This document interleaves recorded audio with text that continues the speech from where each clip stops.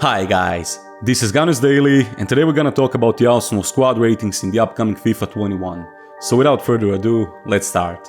What the actual fuck? What are these ratings? And who's the person that was in charge of this Blasphemy! I don't even know where to start. As someone who buys and plays FIFA every fucking year since I don't know when, they somehow always manage to find a new way to disappoint me.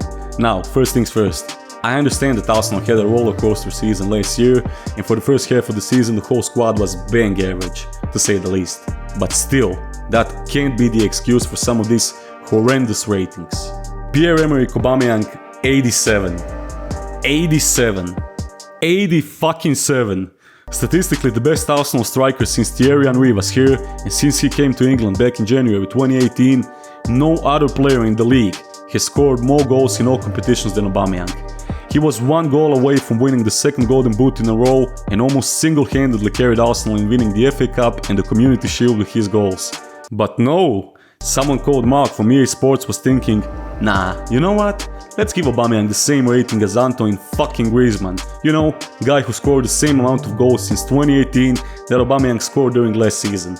And not to mention that he played much more games in all competitions throughout that period than Auba. But okay, it's all cool, Mark.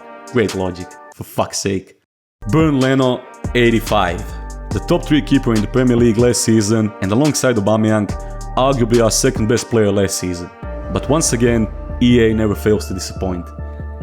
I'm not even going to try and explain this. Let's rather take a look at some of the keepers who are rated the same or more highly than Bernd Leno for the upcoming FIFA 21. Peter Gulaschi, 85, Gianluigi Donnarumma, 85, Jan Sommer, 86, David De Gea, 86, for fuck's sake, Hugo Lloris, 87, Keylor Navas, 87, Ederson, 88, Thibaut Courtois, 89, and etc. So, you're telling me all these keepers were better than him last season? Okay, I'm actually shocked that they didn't decide to give Kepa Arrizabalaga a higher rating than Leno because, you know, just because. Alexander Lacazette, 83. I don't even know what to say. Mesut Özil, 82. Now this is an interesting situation, I'm going to be honest. I was personally always a fan of Mesut Özil, not some kind of a super fan or anything like that, but I rate Özil, and I still think that he could give us some much needed creativity on the pitch if he played. But that's a topic for some other time. But even if you ask me, I'm struggling to find a reason for him being 82 rated in the upcoming FIFA at the moment. It's 2021, and let's face it, Özil's been in a downfall for the last 2 or 3 years. And I honestly even expected that his ratings would go down to 80 this year. I understand that he is still commercially a massive figure in today's football and all that, but strictly football-wise, 82 is really looking like a gift. But I don't know, tell me in the comments what you think about the Mesut Özil rating. I really want to see what's your opinion on this. Willian, 82. Okay, I guess, could have been just a little bit higher after a great last season with Chelsea, but okay. Nicolas Pepe, 82. So -1 for Pepe already in his second season in England, but honestly, he had a good first season with Arsenal in my opinion. 8 goals and 10 assists. You know, not great, not terrible, so I don't know. You tell me. Do you think he deserved to at least keep his 83 rating from the last season? Lucas Torreira, 81. I don't know, he is obviously leaving the club this month, so okay, I guess I can already see him getting an 84 or 85 rating after his first full season with Atletico Madrid, for fuck's sake. David Luiz, 80. Okay. And Granit Xhaka, 80. I admit, I'm not the biggest admirer of Granit Xhaka, and I still think we need someone better than him in that position if we want to challenge for anything big in the upcoming years. But even I have to agree that 80 rating for Granit Xhaka is, I mean, what the fuck.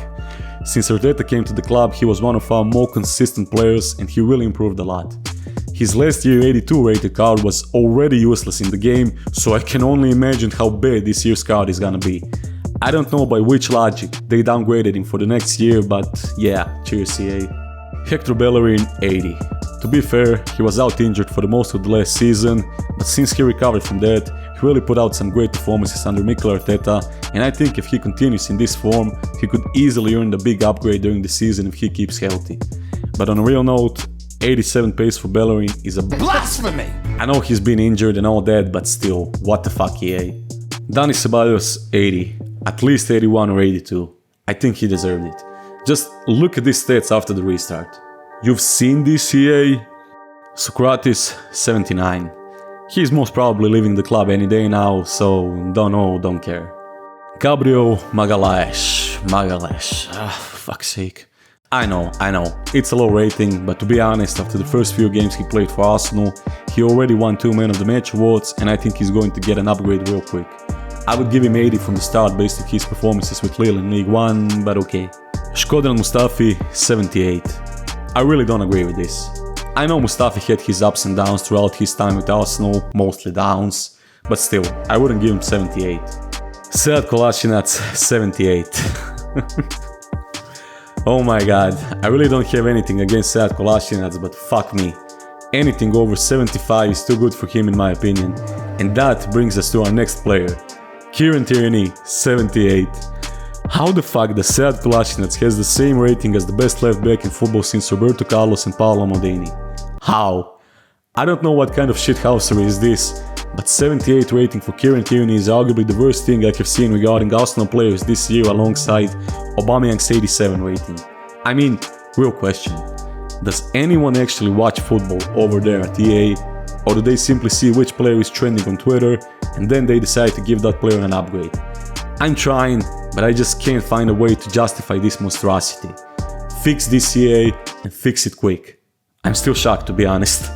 And last but not least, Bukayo Saka, 75. Okay, I get it. He's still young, he's still only 19 years old and has a massive potential for the future.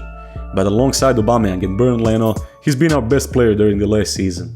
So how do you come to the conclusion to give this guy a 75 rating? I expected something like 91 or 92 for Lil Chile, but I would be satisfied with at least 78. And that is it. Of course, this latest released player ratings are only for the best 1000 players in the game, so I'm even afraid to think what ratings they gave to Reece Nelson or Eddie Nketiah. Probably something around 60, you know. But on a real note, all jokes aside, I can understand why some of these players this year are rated so poorly. Because in all honesty, last season Arsenal had their worst league campaign in the last 25 years. And of course, it would be crazy to think that all these players will get some massive upgrades based on those last few months under Mikel Arteta since the restart.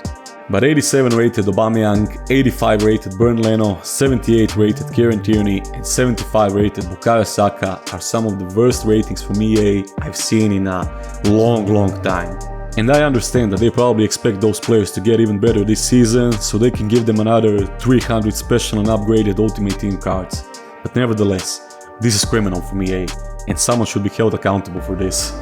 So, what do you think? Do you agree with most of the ratings in this year's FIFA 21? If not, which players do you think need a massive upgrade throughout the season, or maybe a downgrade? Tell me in the comments, I'm really interested to hear you out. Thank you for watching, guys. You know the drill, if you like my content, feel free to click on the like button, subscribe to my channel and hit the bell icon. I would really appreciate it.